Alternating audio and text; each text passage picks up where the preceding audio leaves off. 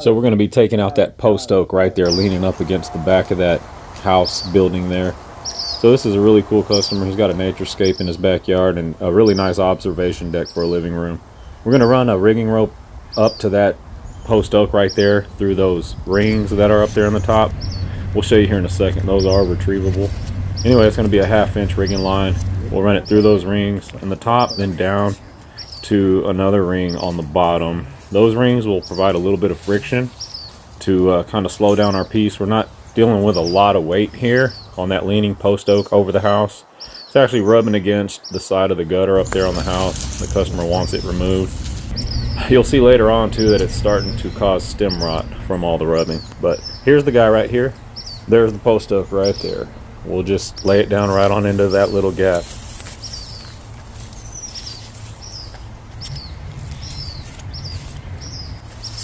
There's Kevin's climbing line. He's going to actually be accessing this post oak from the adjacent cedar elm.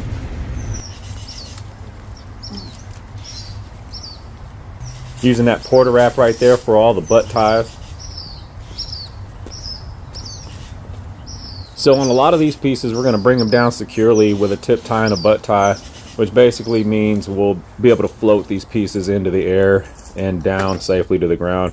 The reason we want to do that is because we don't want a whole lot of swinging, shaking, jostling around of these pieces because of the huge windows behind them.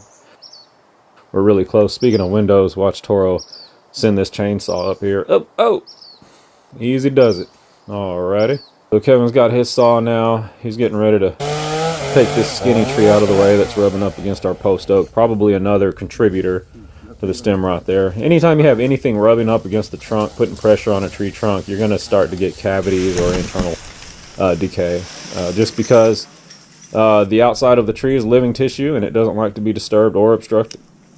So there goes a 1/2 hitch and a termination knot, which in this case we're using a carabiner. You guys can use a 1/2 hitch and a bowline. It's actually the standard if you don't have a carabiner.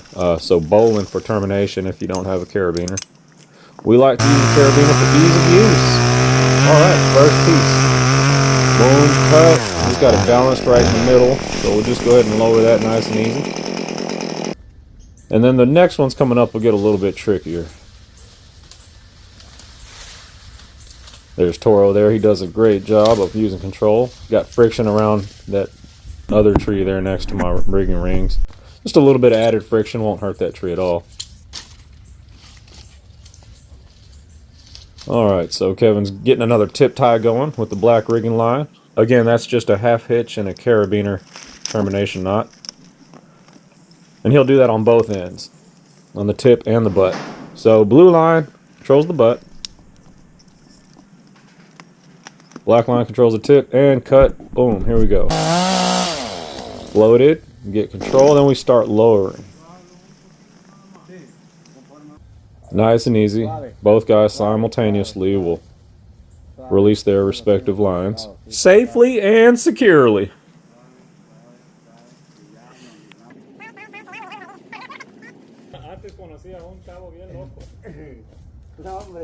Look at Toro muscle that piece on out of there. Gotta love him. Alright, so here's a face cut. You can already see the hollow spot there inside of that stem. Some places on this tree are completely green all the way throughout, and other places are hollow. You'll want to watch for that when rigging any tree. Watch for decay spots, hollow spots, danger spots, anything that just doesn't look right.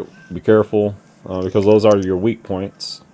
Any chain is just as strong as its weakest link. So same thing with trees. You got decay spots, internal rot, stuff like that all over the place. So Kevin's going to get him a butt tie here. And you'll see down below there is a sling, that red sling with the snap hook carabiner. All that is a speed line sling slash rigging sling with a snap hook. It's got a lot of uses, 101,000 uses for those things. In this case, we're using it as a rigging point. Since we're not dealing with a whole lot of weight here, the working load limit on these slings is pretty high for what we're doing. So Kevin's got his lanyard right above the rigging system there, that red sling. The reason he puts his lanyard above the red sling is so that when the piece comes down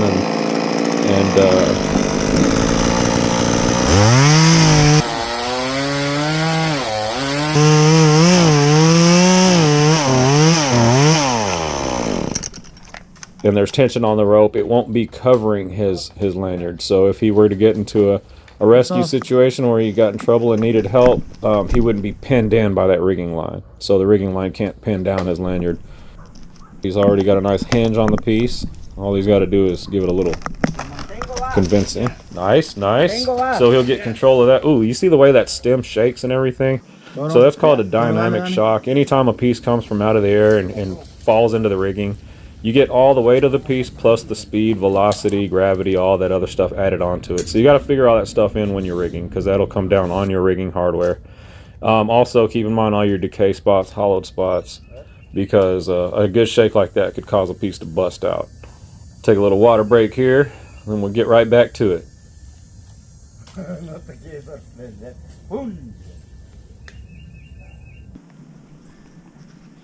Alright, so he's got his face cut, he's got his back cut all the way up to a nice little skinny hinge.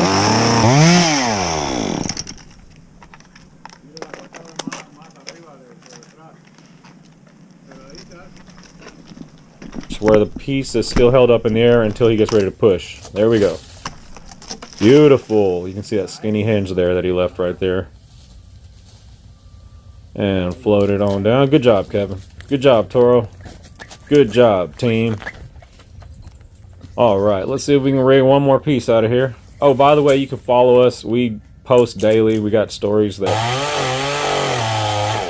depict our daily routine if you want to go and stay up to speed on what we do all the time. Just another day at the office here, and we do it all the time. Boom. Nice. Very nice.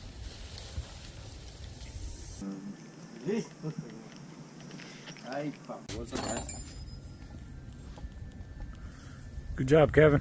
Thank you, sir. Stay tuned. We're going to go over to Cedar Hill after this one and take down a 70-foot pine tree. The cool thing about it is there's a grafted pecan right next to it that can't get touched. And then there's a fruit tree out where it's going to lay at that, you know, the customer would rather hang on to than see destroyed. Plus some pecan branches that are overhanging that we got to kind of weave through. So it's really cool. Stay tuned for that footage. You see that hollow spot there Kevin's about to dig his hand into? There you go. Spongy, corky wood. Integrity's gone.